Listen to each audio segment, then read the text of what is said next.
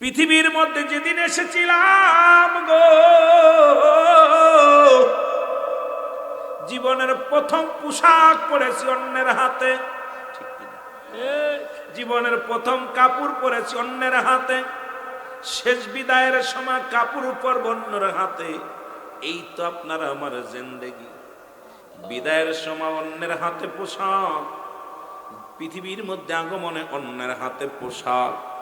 এই দুইটা জেনে যে ব্যক্তি জীবনে একবার চিন্তা করে যে পৃথিবীর মধ্যে আমার লজ্জাস্থানকে প্রথম ঠেকেছে আমার অন্য মানুষ গো, আবার যখন চিরবিদায় করে দিবে এই দুনিয়া থেকে অন্ধকার জগতে শোয়া দিবে গো, অন্যের হাতে পোশাক পরাইয়া আমার নামায়া দিবে মাটির একটা গর্তে। এত কেন, এত কেন মস্তানি, এত কেন অহংকার, এত কেন ভিতর অহংকার? এই দুনিয়ার মধ্যে রং তামাশা, এই জিন্দেগি ছেড়ে চলে যেতে হবে, এই চিন্তা কেন আপনার আমার আসে না? জোরে বলেন ঠিক কিনা? ও যুবক, দিলের কান্ডা লাগা শুনে না, এই দুনিয়ার মধ্যে মোট 14টা হক আছে পিতা মাতার প্রতি সন্তানের। পৃথিবীর মধ্যে 7টা হক হলো দুনিয়ার মধ্যে জিন্দা থাকতে, 7টা হক হলো ইন্তেকালের পরে। সেইগুলো সবগুলো যদি আদায় না করি রে, আজকে আব্বা মা দুনিয়া থেকে বিদায় হয়ে গেছে, তাদের জন্য আমাদের করণীয় কি? 1 নাম্বার করণীয় তাদের জন্য সব রেশনি করা, 2 নাম্বার করণীয় তাদের জন্য মাগফিরাত কামনা করা, 3 নাম্বার করণীয় তাদের আপনজন আত্মীয় স্বজনের সঙ্গে ভালো ব্যবহার করা। মুসলমান তার আত্মীয় স্বজন যারা আছে তাদেরকে সাহায্য সহযোগিতা করা। ও মুসলমান শোনো শোনো, ওসিয়াত মোতাবেক তাদের মুসলমান গভীর মনোযোগ, তারা দুনিয়ার মধ্যে শরীয়ত মোতাবেক ওসিয়াত গুলো পূরণ করা, পৃথিবীর মধ্যে দিন আদায় থাকলে তা পরিশোধ করা। মুসলমান 7 নাম্বার হলো তাদেরকে সময় মতো সময় দিয়ে বেশি বেশি করে আব্বা মার কবরটা জিয়ারত করা। আজকে আমার সমাজের সন্তানেরা কবরের পাশে যাই না, আমার সন্তানেরা আজকে বাবা মারা খেদমত করি না। আমার বাবারা আমার এই মরণের চিন্তা কি আপনার অন্তরের ভিতরে আসে না? একদিন আমিও দুনিয়া থেকে বিদায় হয়ে যাব রে, ওরে এই দুনিয়ার মাসের চির বিদায় হয়ে যাব। আমি আপনাদেরকে বলে যাই, ও দরদি বন্ধুরা শোনো, ওই মরণের চিন্তা যার অন্তরে নাই, এর মতো কপাল পুরা মানুষ আর দুনিয়ার মধ্যে নাই। জোরে জোরে বলে ঠিক কিনা? এর মুসলমান শোনে নাও, দিলের কান্ডা লাগা শোনো গো, কার জন্য তুমি সুদ খাও, কার জন্য ঘুষ খাও, কার জন্য দুনিয়ার মধ্যে অন্যায় করো গো, কার জন্য তুমি জিনা ব্যভিচারে লিপ্ত হও? এই দুনিয়ার সম্পদ খাবে লোকে, তোমার দেহ খাবে পোকে। সন্তানের সুখে রাখার জন্য বিদেশ যাইয়া বছরকে বছরে কামাইলাম, অফিসে বইয়া সুদ খাইলাম, অফিসে বইয়া বইয়া ঘুষ খাইলাম, পরের সম্পদ আত্মসাৎ করলাম। এই দুনিয়ার, ও মুসলমান শোনো, এই দুনিয়ার মধ্যে সম্পদের পাহাড় গড়া গেলাম, তুমি আমল করলে না, ইবাদত করলে না, রব্বি কারীমের গোলামি করলে না। এই দুনিয়ার সম্পদ খাবে লোকে, তোমার দেহ খাবে পোকে। আল্লাহ বলেন কুল্লু মান আলাইহা ফান। ও মুসলমান শোনো, এই দুনিয়ার সব কিছু পরে থাকবে। রব্বি কারীম কয় বান্দা শোনো, শুনে নাও, শুনে নাও, এই পৃথিবীর মধ্যে যা কিছু আছে সব কিছু আমি চূর্ণ বিচূর্ণ করে দিব। এই জমিনের মতো মাটি আছে, মাটিগুলো পোড়া আমি তামা বানায়া দিব। এই জমিনের মধ্যে যত পানি আছে সমস্ত পানিগুলো আমি আল্লাহ পোড়া ছাই বানায়া দিব। যেদিন কিচ্ছু বলতে কিচ্ছু থাকবে না রে, এই দুনিয়ার মধ্যে কিচ্ছু বলতে কিচ্ছু থাকবে না। আল্লাহ কয় বান্দারে জমিনটা আমি পুরা তামা বানায় দিব। কত মানুষের জমিন তুমি ফাঁকি দিলা, কত মানুষের জমিন গুলো জোর করে দখল করে নিলাম, পৃথিবীর মধ্যে কত মানুষকে তুমি ঠগাইলা। রব্বি কারীম বলে বান্দা, এই জমিনটা আমি পুরা তামা বানায় দিব। এই জমিনের পানিগুলো পড়ে ছাই বানায়া দিব। যেদিন কিচ্ছু বলতে কিচ্ছু থাকবে না রে বান্দা, সেদিন থাকবো শুধু আমি আল্লাহ। আমি আল্লাহ থাকবো আমার রাসূলুল্লাহর ভালোবাসা নিয়ে। আমার বাবারা, আমার বন্ধুরা, আমার শোনো, এই জন্য হলে সুন্নাত ওয়াল জামাতের আকীদা হলো নবীজির প্রেম, নবীজির ভালোবাসা। রে আমার সুন্নি ভাইয়েরা জীবনের চাইতে রাসূলকে ভালোবাসে, কারণ আল্লাহ রাব্বুল আমিন ভালোবাসে তার হাবিব রে। হাবিবের ভালোবাসা নিয়ে আল্লাহ থাকবে। মুসলমান আল্লাহ কয় বান্দা, যেদিন সব কিছু চূর্ণ বিচ্ছিন্ন হয়ে যাবে,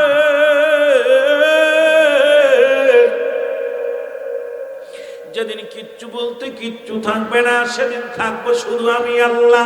আল্লাহ কয় বান্দা, সেদিন থাকবো আমার নবীর ভালোবাসা নিয়ে। আমরাও থাকতে চাই রাসূলুল্লাহর ভালোবাসা নিয়ে। জোরে জোরে চিল্লায়া বলা যাবে না মারহাবা। মরণের কথা বলতে গেলে বড় কষ্ট হয় রে। আল্লামা মুফতি আমজাদ আলী সাহেব একটা কিতাব লেখলেন, কিতাবের নাম বারে শরীয়ত। এই কিতাবের মধ্যে লিখতে যা বললেন, দুনিয়ার মানুষ শোনো, মানুষ যখন মারা যায় 70টা উটের গায়ের চামড়া জবাই না করিয়া উল্টো দিকে টান দিয়া লবণ আর মরিচ লাগা দিলে যতটুক যন্ত্রণা হয়, এর চাইতে 70 গুণ যন্ত্রণা হলো একটা সাধারণ মৃত্যু। আইরে কত ভণ্ডামি করলাম, কত ঘুষ খাইলাম, কত জিনা করলাম, কত ব্যভিচার করলাম, পরে সম্পদ লন্ঠন করলাম, নামাজ ছেড়ে দিলাম, রোজা ছেড়ে দিলাম, এ দুনিয়ার রব্বি কারিমের হক নষ্ট করলা গো। ও বান্দা, কত মানুষ দেখেছি মরণের সময় চোখ দুটি বড় বড় হয়ে গেছে গো। অনেকেরই মরণের সময় জিহ্বাটা বাইর হয়ে যায়। অনেকের মরণের সময় মুসলমান একটাঙ্গ, মুসলমান শোনো, একটাঙ্গ বেঁকা হয়ে যায়, পায়খানা প্রস্রাব পর্যন্ত করে দেয়। তাদের মরণটা কত কঠিন হয়। ওরে যত বড় জ্ঞানী হও না কেন, যত বড় তুমি বুদ্ধিমান হও না কেন, দুনিয়ার রাজা প্রজা, দুনিয়ার মধ্যে মুসলমান উজির বলো, রাজা বলো, এমপি বলো, মন্ত্রী বলো, এই দুনিয়ার ভিতর থেকে বিদায় নিতে হবে, কোনো সন্দেহ নাই। মরণের পেয়ালা পান করতে হবে, এর মধ্যে কোনো সন্দেহ নাই। আজ হোক আর কাল হোক, এই মরণের পেয়ালা পান করতে হবে। জোরে জোরে চিল্লায় বলা যাবে না ঠিক কিনা? এত এর পরে রং তামাশা, কত মানুষ। রব্বে কারিম এত সুন্দর একটা জীবন দিল। রব্বে কারিম সূর্য উদয় দিছ আপনার আমার জন্য, দিন করছে আমার জন্য, রাত করছে আমার জন্য, সমস্ত কীট পতঙ্গ সব আপনার কল্যাণের জন্য বানিয়েছে। রব্বে কারিম একমাত্র তার গোলামি করার জন্য আপনাকে পাঠিয়েছে। সারা পৃথিবীর সব কিছু আপনার গোলামি করে, সব আপনার উপকারের জন্য বানিয়েছে। রব্বে কারিম, শুধু রব্বে কারিম আপনাকে বানিয়েছে রব্বে কারিমের ইবাদত বন্দেগী করার জন্য। আর সেই মানুষগুলো কেমনে নাফরমানি করে, সেই মানুষগুলো কেমনে মুনাফিকি করে, এই মানুষগুলো কেমনে নামাজ ছেড়ে দেয়, এই মানুষগুলো কেমনে মানুষের হক নষ্ট করে, এই মানুষগুলো কেমনে সুদ ঘুষ খায়, এই মানুষের ভিতরে যে আর একটা মানুষ বিরাজ করে, সেই বিবেকটা, আজকে সেই বিবেকটা আমরা মরে গেছে। জোরে বলেন ঠিক কিনা? আমার বন্ধুগণ, গভীর মনোযোগ। আমি যে কথাগুলো বলি দিলের কান্ডা লাগা শোনো, কারণ মানুষ যখন মারা যায়, এই মানুষটা পৃথিবীর মাঝে যখন চলে যায়, এই মানুষটা প্রতিটা আপনজনের কাছে 7টা হক থাকে। আজকে দুনিয়া থেকে আপনার বাবা মারা গেছে, আপনার মা মারা গেছে, আপনার কাছে 7টা হক আছে তাদের। এই হকগুলো যদি আদায় না করেন, রব্বে কারিম আপনাকে ছাড়বে না, ক্ষমা করবে না। এই 7টা মোট 14টা হক হলো সন্তানের। ও যুবক, দিলের কান্ডা লাগা শুনে না, এই দুনিয়ার মধ্যে মোট 14টা হক আছে পিতা মাতার প্রতি সন্তানের। পৃথিবীর মধ্যে 7টা হক হলো দুনিয়ার মধ্যে জিন্দা থাকতে, 7টা হক হলো ইন্তিকালের পরে। সেইগুলো সবগুলো যদি আদায় না করি রে, আজকে আব্বা মা দুনিয়া থেকে বিদায় হয়ে গেছে, তাদের জন্য আমাদের করণীয় কি? 1 নম্বর করণীয় তাদের জন্য সব রেশনি করা, 2 নম্বর করণীয় তাদের জন্য মাগফিরাত কামনা করা, 3 নম্বর করণীয় তাদের আপনজন আত্মীয় স্বজনের সঙ্গে ভালো ব্যবহার করা। মুসলমান তার আত্মীয় স্বজন যারা আছে তাদেরকে সাহায্য সহযোগিতা করা। ও মুসলমান শোনো শোনো, ওসিয়াত মোতাবেক তাদের মুসলমান গভীর মনোযোগ, তারা দুনিয়ার মধ্যে শরীয়ত মোতাবেক ওসিয়াত গুলো পূরণ করা, পৃথিবীর মধ্যে দিন আদায় থাকলে তা পরিশোধ করা। মুসলমান 7 নম্বর হলো তাদেরকে সময় মতো সময় দিয়ে বেশি বেশি করে আব্বা মার কবরটা জিয়ারত করা। আজকে আমার সমাজের সন্তানেরা কবরের পাশে যায় না, আমার সন্তানেরা আজকে বাবা মারা খেদমত করি না। আমার বাবারা আমার এই মরণের চিন্তা কি আপনার অন্তরের ভিতরে আসে না? একদিন আমিও দুনিয়া থেকে বিদায় হয়ে যাব রে। ওরে এই দুনিয়ার মাঝে চির বিদায় হয়ে যাব। আমি আপনাদেরকে বলে যাই, ও দরদি বন্ধুরা শোনো, ওই মরণের চিন্তা যার অন্তরে নাই, এর মতো কপাল পুরা মানুষ আর দুনিয়ার মধ্যে নাই। জোরে জোরে বলেন ঠিক কিনা? এর মুসলমান শোনে নাও, দিলের কান্ডা লাগা শোনো গো। কার জন্য তুমি সুদ খাও? কার জন্য ঘুষ খাও? কার জন্য দুনিয়ার মধ্যে অন্যায় করো গো?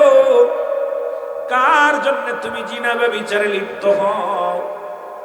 এই দুনিয়ার সম্পদ খাবে লোকে, তোমার দেহ খাবে পোকে। সন্তানের সুখে রাখার জন্য বিদেশ যাইয়া বছরকে বছরে কামাইলাম, অফিসে বইয়া সুদ খাইলাম, অফিসে বইয়া বইয়া ঘুষ খাইলাম, পরের সম্পদ আত্মসাৎ করলাম। এই দুনিয়ার, ও মুসলমান শোনো, এই দুনিয়ার মধ্যে সম্পদের পাহাড় গড়া গেলাম। তুমি আমল করলে না, ইবাদত করলে না, রব্বি কারীমের গোলামি করলে না। এই দুনিয়ার সম্পদ খাবে লোকে, তোমার দেহ খাবে পোকে।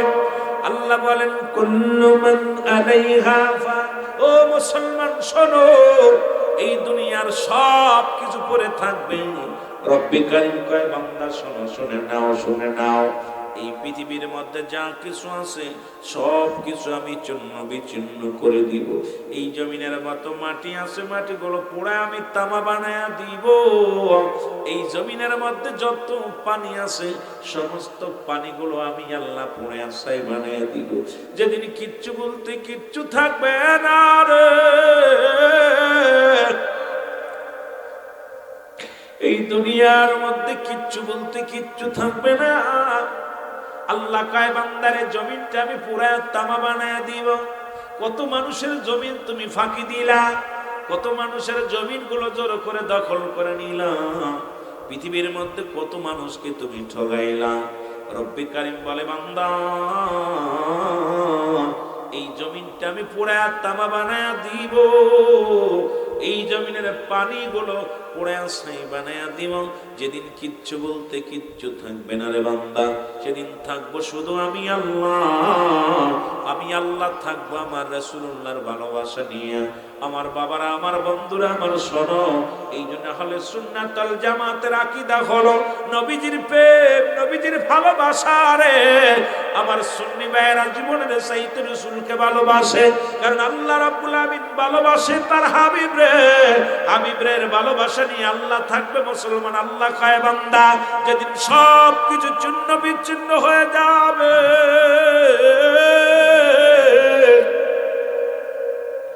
যেদিন কিচ্ছু বলতে কিচ্ছু থাকবে না, সেদিন থাকবো শুধু আমি আল্লাহ। আল্লাহ কয় বান্দা, সেদিন থাকবো আমার নবীর ভালোবাসা নিয়ে। আমরাও থাকতে চাই রাসূলুল্লাহর ভালোবাসা নিয়ে। জোরে জোরে চিল্লায়া বলা যাবে না মারহাবা।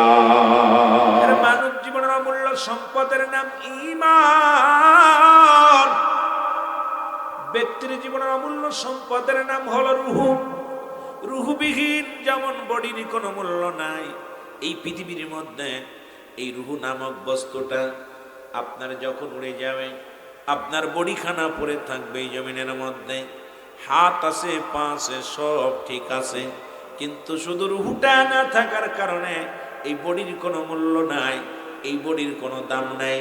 আমার বাবারা, আমার পৃথিবীর মধ্যে থেকে রুহু নামের যে বস্তুটা হারা গেলে আপনার এই জীবনটাই বিফল। এই জন্য মানব জীবনের অমূল্য সম্পদের নাম ঈমান। ঈমান মুসলমান শুনে নাও। আর একটা হলো মুসলমান রুহু। রুহুবিহীন বডির দাম নাই, ঈমানবিহীন কোন আমলের দাম নাই। ঈমান মুসলমান এটা হলো দুভাগে বিভক্ত, একটা হলো আমল, একটা হলো ঈমান। ঈমান নামাজ আদায় করেছেন, এটা হলো আমল। হজ করেছেন, এটার নাম আমল। পৃথিবীর মধ্যে দান খয়রাত করেছেন, এটার নাম আমল। আর পৃথিবীর মধ্যে মুসলমান শুনে নাও, আর একটা হলো ঈমান। ঈমান হলো নবী মুহাম্মদুর রাসূলুল্লাহ সাল্লাল্লাহু আলাইহি ওয়াসাল্লাম। জোরে জোরে বলো মারহাবা। এই ঈমানের দায়িত্ব ছিল সাহাবীদের।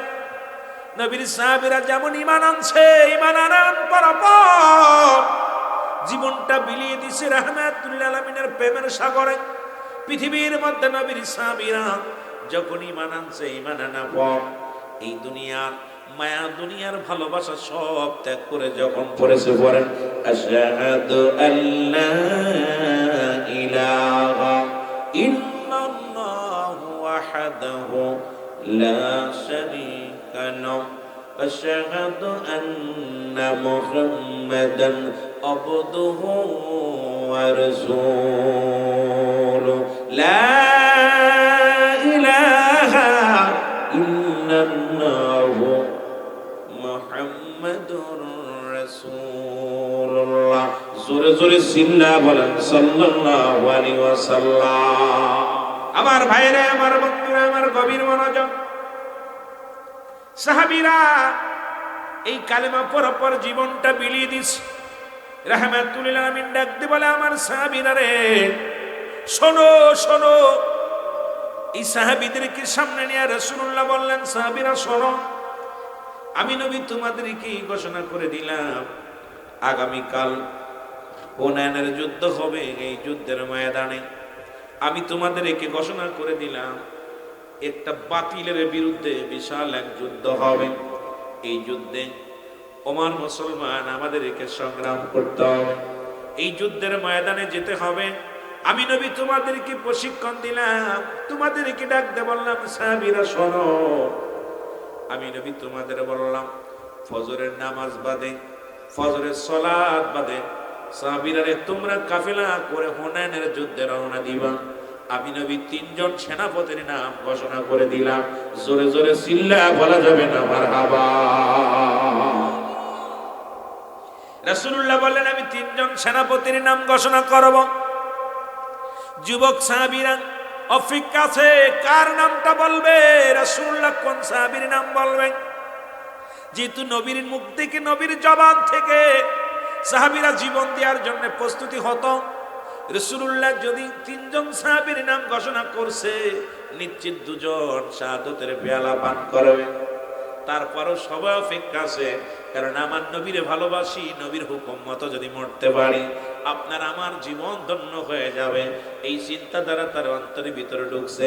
সাহাবীরা অপেক্ষা আছে। সাহাবীরা বলেন, ইয়া রাসূলুল্লাহ, ইয়া হাবিবাল্লাহ, আপনি নাম ঘোষণা করেন, কারণ কোথায় হুনাইনের যুদ্ধে কে কে সেনাপতির দায়িত্ব পালন করবে।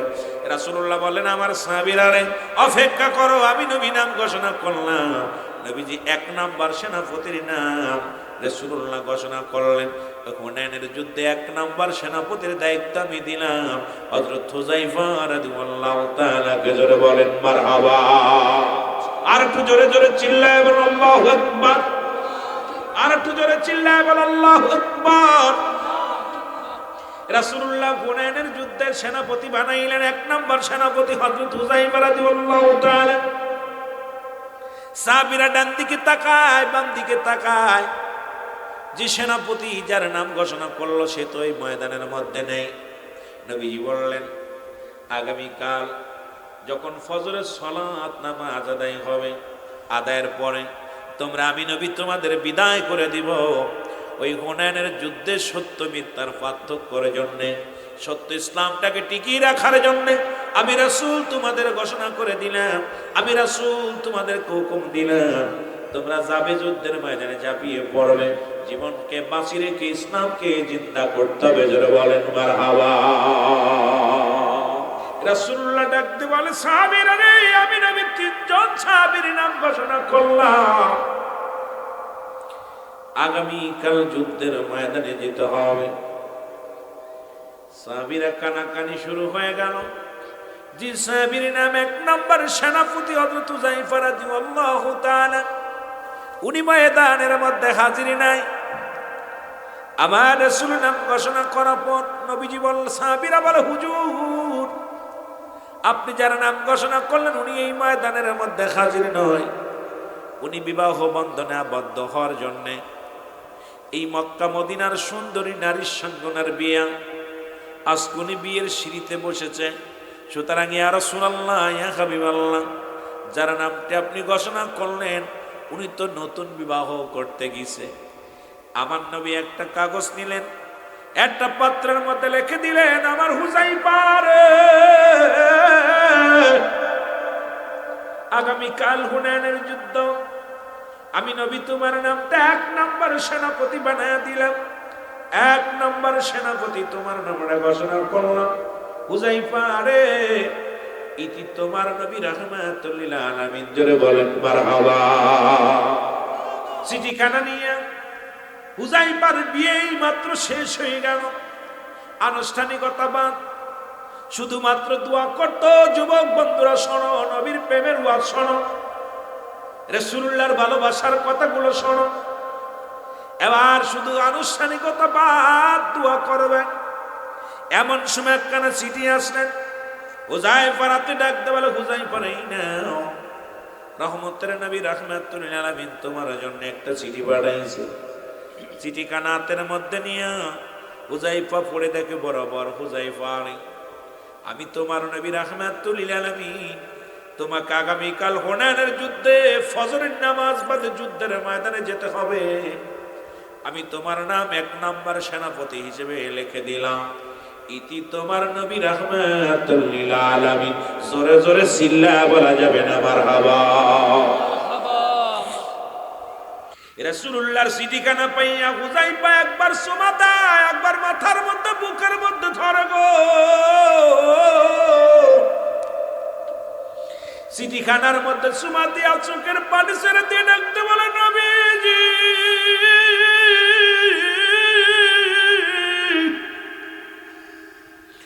আগামীকাল যুদ্ধের ময়দানে যেতে হবে নবী গো। আমি হুযায়ফা বিয়ের সিঁড়িতে বসেছি, কি ভুল করেছি নবী গো। এত সময় যদি আমি আমার নবীর কদমের মধ্যে থাকতাম, আমি আমার রাসূলের কদমের মধ্যে থাকতাম, আমার রাসূলকে দেখে আমি প্রাণ জোড়াইতাম, আমি আমার নবীকে দেখে মনের জ্বালা মিটাইতাম, আমি আমার রাসূলকে পাইয়া আমার জীবনটা প্রাণ করে দেখে নিতাম। জোরে জোরে চিল্লায়া বলা যাবে না মারহাবা। অন্য সাহাবীরা বলে, হুযায়ফা রে, তুমি উঠে দাঁড়াইলা, তুমি না বর, এই মাত্র বিয়ে হলো, এই মাত্র তোমাদের স্বামী স্ত্রী বিয়ে হলো, শুধু আনুষ্ঠানিকতা বাদ, দোয়া হবে, কিছু তাবারক বিতরণ হবে, খেজুর বা খুরমা খাইয়া নতুন বিবি নিয়ে ঘরে যাবার। হুযায়ফা একটু ধৈর্য ধরো, দোয়াটা হয়ে যাও। হুযায়ফা ডাকতে বলে, আমার নবীর সাহাবীরা রে, আর 1টা মিনিট ধৈর্য ধরার সময় আমার নাই, তোমরা থাকো, কারণ আমার রাসূলুল্লাহ আমার চিঠি লিখছে, আগামীকাল ফজরের নামাজ বাদে হুনাইনের যুদ্ধ হবে।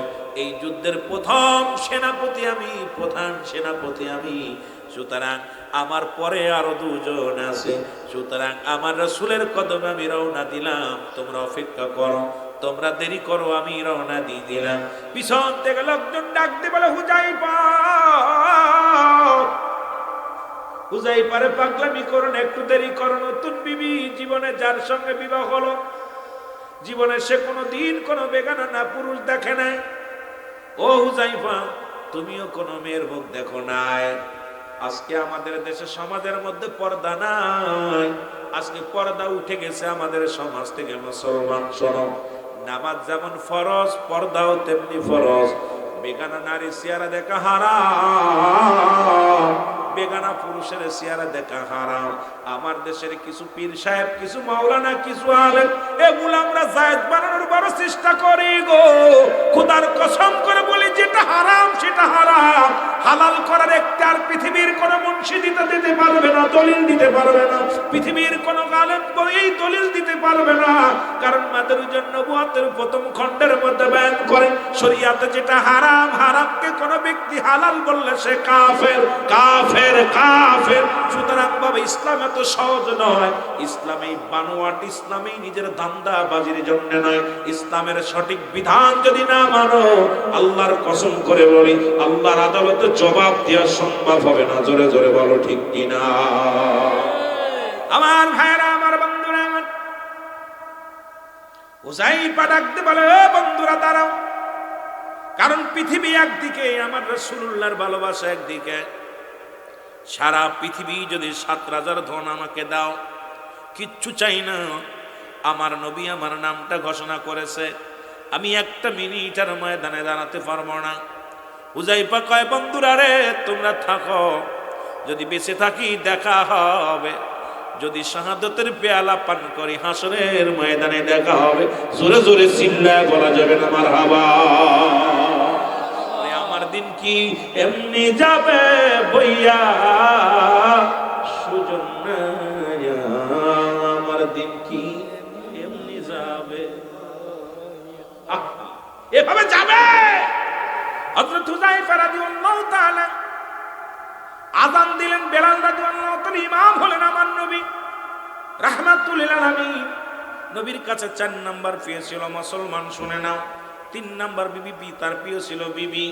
আপনার বিবি কালো হোক, আপনার বিবি কটা হোক, আপনার বিবি বেড়ে হোক, আপনার বিবিরে ভালোবাসেন কিন্তু অর্ধঙ্গিনী। কারণ আপনার বিবিটাকে ভালোবাসবেন, বিবির মুখের দিকে একটু মায়ের নজরে তাকাবেন। কোন বিবির সারা রাত ধরে ইবাদত বন্দেগী করে, নফল বন্দেগী করে যে ফায়দা লুটতে না পারছে, স্বামী একটা মিষ্টি হাসি দিছে, সঙ্গে সঙ্গে তার আমল নামায় এত পরিমাণ সব তার আমল নামায় রব্বে কারিম লিখে দিছে। মুসলমান শুনে নাও, শুনে নাও। পৃথিবীর মধ্যে 3 নাম্বার নবীজির কাছে প্রিয় ছিল বিবি, আমাদের কাছে আপন বিবি, যার যার বিবি ভালো লাগে। কিন্তু আজকে দেখা যায় বিবিগুলো অন্য পুরুষের সঙ্গে পরকীয়ায় লিপ্ত হয়ে গেছে। এগুলো বন্ধ করতে হবে, নিজের বিবির প্রতি ভালোবাসা অর্জন করতে হবে। স্বামীর হক নষ্ট করা যাবে না, বিবির হক নষ্ট করা যাবে না। মুসলমান শুনে নাও, 4 নাম্বার ছিল রাসূলুল্লাহর কাছে সুগন্ধি জিনিস। সুতরাং আজ থেকে আমরা প্রতিজ্ঞা করব, বিড়ি, সিগারেট, ইয়াবা, ফেন্সিডিল, মদ এগুলো আছে সব পরিহার করব। জোরে জোরে চিল্লায় বলেন ঠিক কিনা? হযরত হুযায়ফা রাসূলুল্লাহর গো রাহমাতুল লিল আলামিন নামাজ শেষ করে তাকা দেখো, হুযায়ফা একটা চিঠি নিয়ে দাঁড়া পড়তেছে। একটা লোক চিঠি এনে দিলেন। চিঠির মধ্যে লেখা, হুযায়ফা রে, মক্কা মদিনার সুন্দরী নারী আমি। ও হুযায়ফা, জীবনে কোনোদিন কোনো পুরুষের চেহারা দেখি নাই, সবে মাত্র বিয়ে হলো। হুযায়ফা রে, আমি জানি এর ইতিপূর্বে আগে পড়বে রাসূলুল্লাহ সাহাবীদের নাম, সেনাপতির নাম কোন যুদ্ধে 1-এর অধিক ঘোষণা করেছে, দুনিয়া থেকে বিদায় হয়ে গেছে।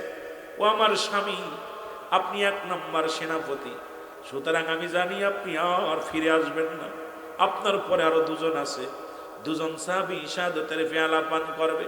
ও আমার স্বামী, আমি মক্কা মদিনার সুন্দরী নারী, একটা নজর আপনাকে দেখতে চাই, দয়া করে মায়া করে আপনি আসেন, আপনাকে আমি প্রাণ ভরে একবার দেখে নিব। হুযায়ফা লিখে দিলেন, বিবিরে, তুমি আমারে আর ভালোবাসা দেওয়ার চিন্তা করো না, কারণ আমার রাসূলুল্লাহ আমার নামটা ঘোষণা করেছে। আমিও জানি ওই হুনাইনের যুদ্ধে আমি শাহাদাতের পেয়ালা পান করব, আর তোমাকে দেখা হবে না। যদি বেঁচে থাকি, বেঁচবা স্বামীরে, বিবিরে, দেখা হবে হাসরের ময়দানে। কারণ আমি যাব আমার শতকোণ পর্যন্ত তোমার কাছে যাব, ওই সময়টুকু আমার রাসূলুল্লাহর কদম মুবারক জড়ায়া ধরে রাখবো। নারায়ে তাকবীর, নারায়ে রিসালাত, নারায়ে প্রেম যদি করবি রে মন, বলেন প্রেম যদি করবি সব সেরে চল মদিনায় তোরা সব সেরে চল মদিনায় আমার দয়াল নবী সেই দেশে ঘুমায় আমার মায়ার নবী ও তোরা দেখলে সবই পাগল হবি দেখলে সবই পাগল ওরে কাঁদবি বসে নিরালায় তোরা দেখবি বসে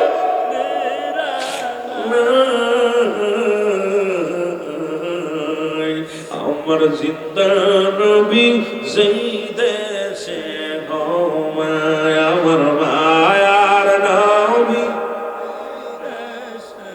আরে প্রেম যদি করবি রে মন বলেন প্রেম যদি করবি রে মন সব সেরে চল মদিনায় তোরা সব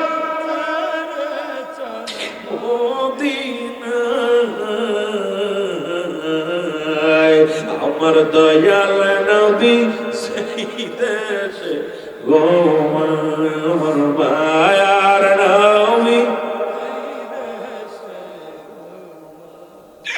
তোরা দেখলে সবই পাগল হবি তোরা দেখলে সবই পাগল হবি কাঁদবি বসে নিরালায় তোরা কাঁদবি বসে নিরালায় আমার দয়াল নবী সেই দেশে ঘুমায় আমার মায়া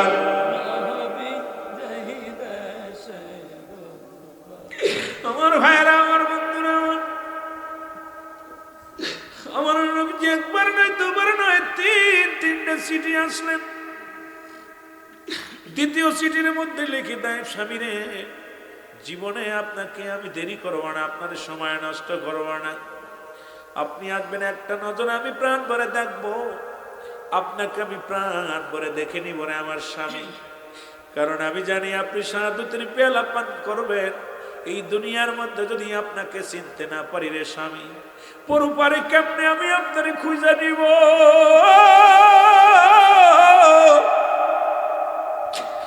স্বামী আপনাকে আমি সময় নষ্ট করবো না শুধু একটা নজর আমি আপনাকে দেখবো চিঠির মধ্যে পাঠাই দিলেন চিঠির মধ্যে লেখে হুযায়ফা লিখে দিলেন বিবি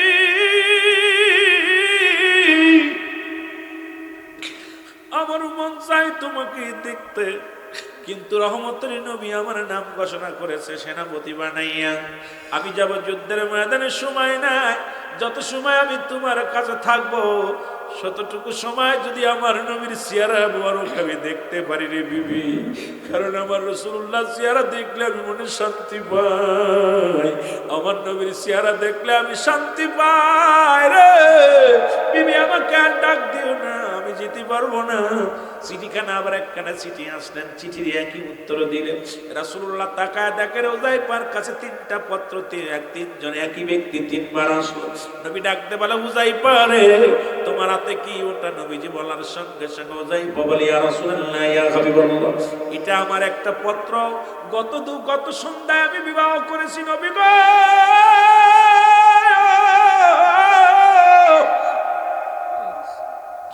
সন্ধ্যা আমি বিবাহ করেছি এখন ফজরের নামাজ শেষ হয়ে গেল দোয়া করার পরে আপনি আমাদের বিদায় দিয়ে দিবেন বিবি আমারে দেখার জন্য বড় আকুল হয়ে আছে ইয়া রাসূলুল্লাহ ইয়া হাবিবাল্লাহ এই চিঠির মধ্যে আমার বিবি লিখছে একটু দেখার জন্য আমাকে আমার নবী কোজাই পারে আমি তোমার বিদায় দিলাম যাও তোমার বিবির সঙ্গে দেখা করে আসো হুযায়ফা চলে গেলেন বাড়িতে ডাকতে বলে বিবি ও বিবি কই রে আয় একটু প্রাণ ভরে দেখে নাও তোমার স্বামীকে প্রাণ ভরে দেখে নাও এ মুসলমান হযরত হুযায়ফা যখন বাড়ির মধ্যে গেছে গো বিবি ডাকতে বলে স্বামীরে আপনাকে আমি প্রেম বিনোদন করব না আপনাকে আমি আপনার কাছে কিছু চাবো না দয়া করে আপনি একটু ওযু করে আসেন আপনি আপনার সঙ্গে আমি 2 রাকাত নামাজ আদায় করব।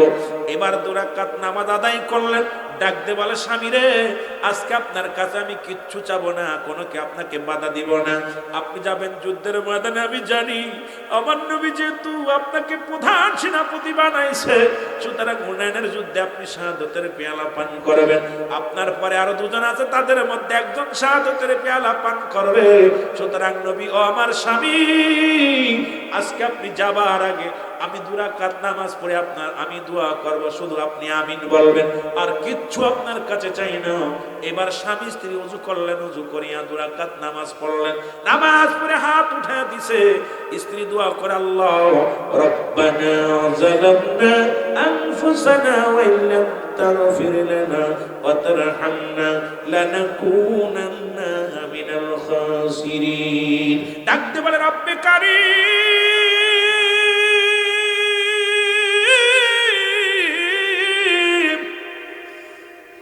জীবনে কোন পুরুষ আমি দেখি নাই রে, আমার জীবনের প্রথম পুরুষ আমার স্বামী।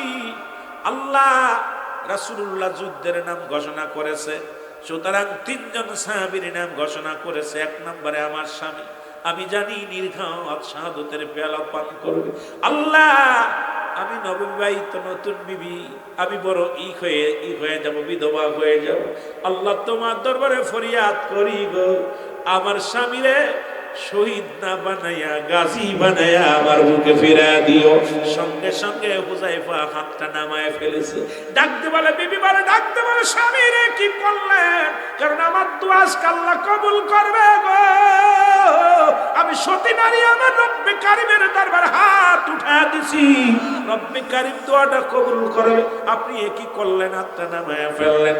ডাকতে কয় বিবি রে, আমার রাসূল আমার নাম ঘোষণা করেছে, 1 নম্বর শাহাদাতের পেয়ালা পান করবে, তুমি কেন আমারে ফেরাইতে চাও?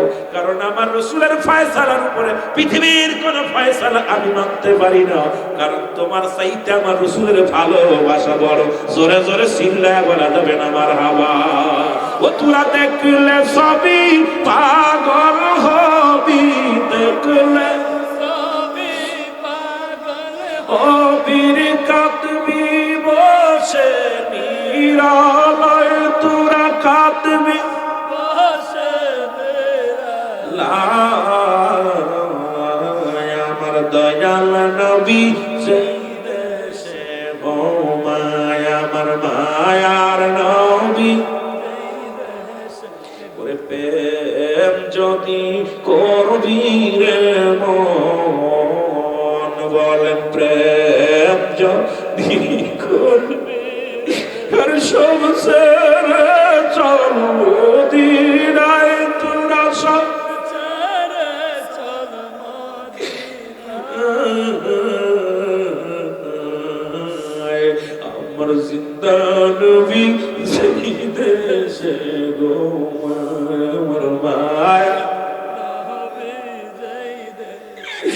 উম্মতের কান্ডারি নবী, আমার উম্মতের কান্ডারি নবী, ওরে কান্দে এখনো রওয়া যায়, আর কান্দে নবী আমার রওয়া যায়, আমার প্রেমের রাসূল যেই দেশে ঘুমায়, আমার মায়া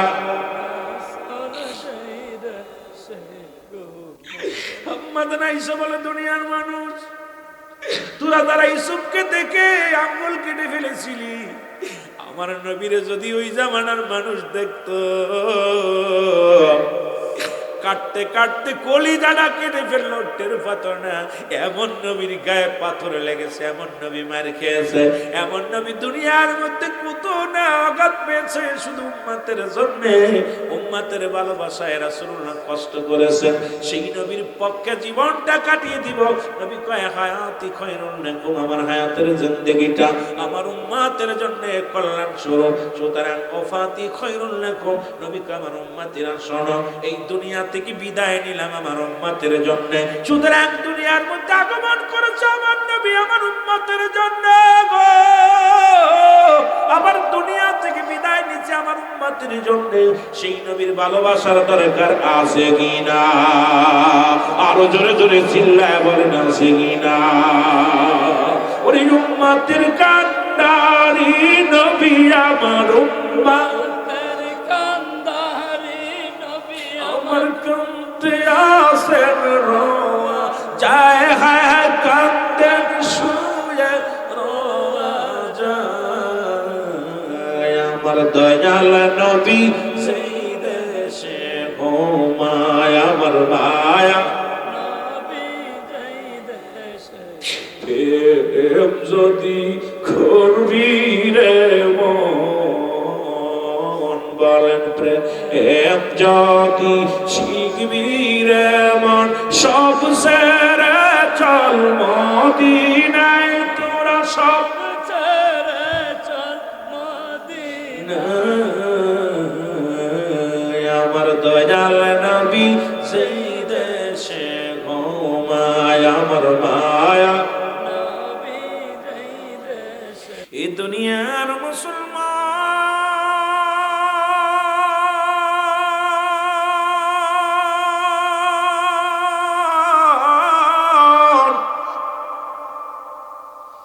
রব্বুল আলামিন রিয়াজুল জান্নাহ বেহেশতের বাগান এই জান্নাতের বাগানে আসার মতো বসার মতো সুযোগ দান করলো। এ সময় কত মানুষ জেলখানায়, কত মানুষ হাসপাতালে, কত মানুষ মৃত্যু শয্যায় সজ্জিত। রব্বুল আলামিন জেলখানায় নেন নাই, হাসপাতালে নেন নাই, সুন্দর পরিবেশ রিয়াজুল জান্নাহ বেহেশতের বাগান, এই বাগানে আসার মতো বসার মতো সুযোগ দান করলো। উচ্চ কণ্ঠে আওয়াজ দিয়ে চিল্লায় বলেন আলহামদুলিল্লাহ।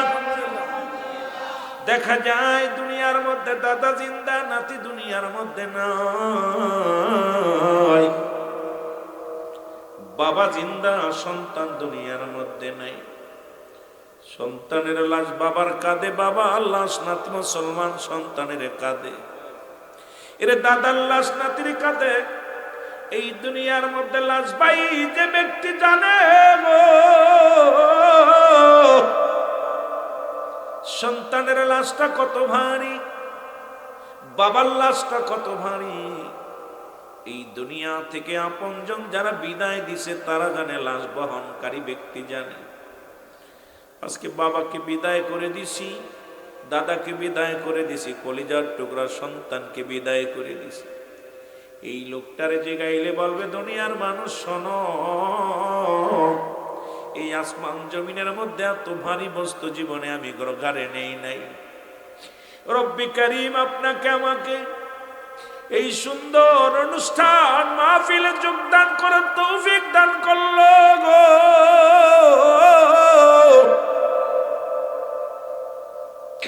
বলতেছিলাম দুটি টাইমে মানুষের মৃত্যু হয়, একটা হলো রাতের বেলা, একটা হলো দিনের বেলা।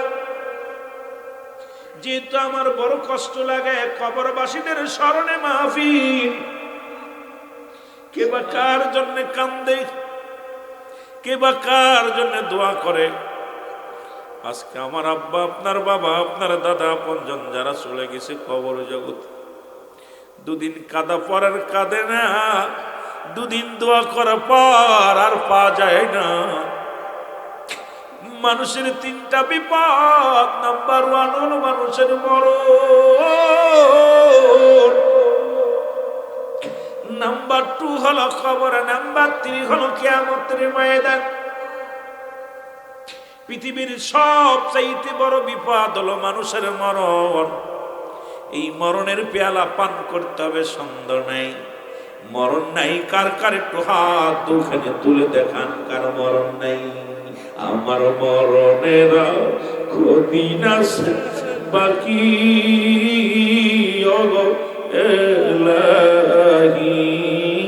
মরণের আর কদিন আছে বাকি, আমার মরণের আর কদিন ভাই আছে বাকি। ও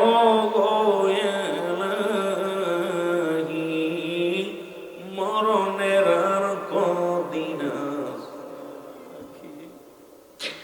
রং তামাশার এ ভুবনে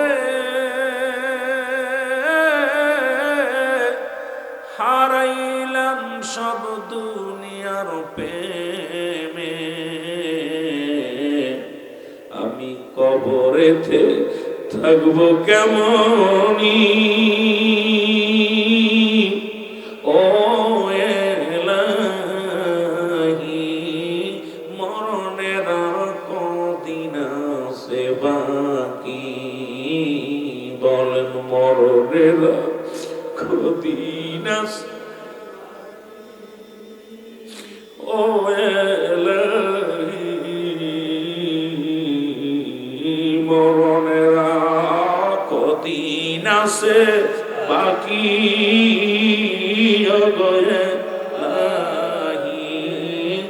মরণের আর কদিন আছে, আরো জোরে বলেন মরণের আর কদিন আছে বাকি, এলাহি মরণের আর কদিন, স্ত্রী পুত্র পরিজন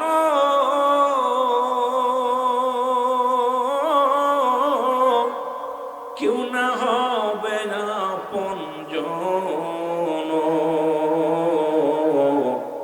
যেদিন যাবে উড়ে পরাণ পাখি,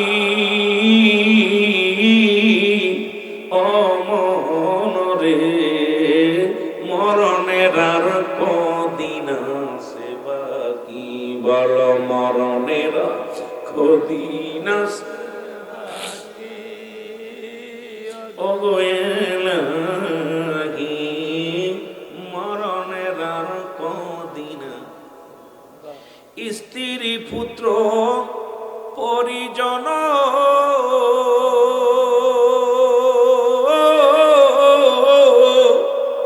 ও ভাই কেউ না হবে তোমার আপনজন, যেদিন বিদায় নিবে তোমার প্রাণ পাখি, ও গো এলাহি মরণের আর কদিন আছে বাকি, বল মরণের আর কদিন আছে বাকি, ও গো এলাহি মরণের আর কদিন